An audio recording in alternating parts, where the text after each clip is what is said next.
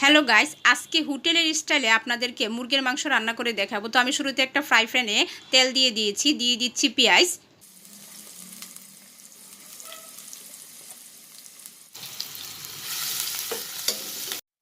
পেঁয়াজটাকে একটু বাদামি করে ভেজে নিচ্ছি। দিয়ে দিচ্ছি তেজপাতা এবং লং এলাচি, ওটা মাংস অনুযায়ী নেবেন। তেজপাতা লং এলাচি একটু তেলের মধ্যে 1 মিনিটের জন্য ভেজে নিলাম। এবার 1 চামচ মরিচের গুঁড়া এবং 1 চামচ হলুদের গুঁড়া দিয়ে দিচ্ছি। তো তেলের মধ্যে দিলে কালারটা সুন্দর আসে। মরিচ এবং হলুদের গুঁড়া 1 মিনিটের জন্য তেলে একটু ভেজে নিচ্ছি। দিয়ে দিচ্ছি অল্প একটু পানি। এবার আদা রসুন দিয়ে দিচ্ছি। আমি এখানে দিয়ে দিচ্ছি রসুন, তারপরে দিয়ে দিচ্ছি আদা। তো আদা আমি বেশি দেই নাই, অল্পই দিয়েছি। এবার 2 চামচ পেঁয়াজ দিয়ে দিব। পেঁয়াজ যদি বেশি করে না দেই তাহলে যে ঝোলটা আছে সেটা ঘন হবে না। তো আমি 2 চামচ পেঁয়াজ দিয়ে দিচ্ছি। দিয়ে এবার ভালো করে নাড়াচাড়া দিতে হবে। তো আমি একটু কষিয়ে নিচ্ছি ভালো করে।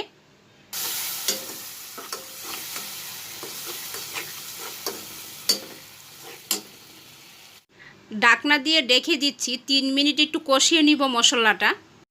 3 মিনিট পরে ঢাকনাটা তুলে লবণ দিয়ে দিচ্ছি পরিমাণ মতো। তো 1-2 মিনিট অন্তর অন্তর ঢাকনাটা তুলে একটু নাড়াচাড়া দিয়ে দিতে হবে, না হলে লেগে যাবে। মুরগির মাংসের টেস্টটা ডিপেন্ড করে মাংস কষানোর উপরে। তো মাংসটা যত ভালোভাবে একটু সময় নিয়ে কষানো যায় তত তরকারিটা অনেক টেস্টি হয়।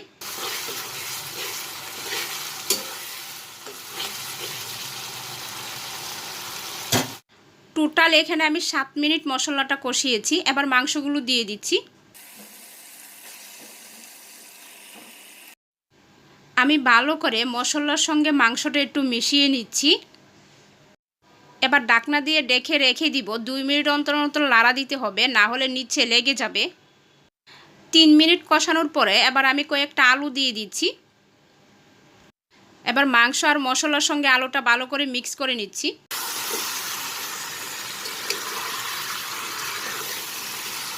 তো আলুটা দিয়ে আরও 3 মিনিট কষিয়ে নিচ্ছি। তো আমি ঢাকনাটা দিয়ে দিলাম।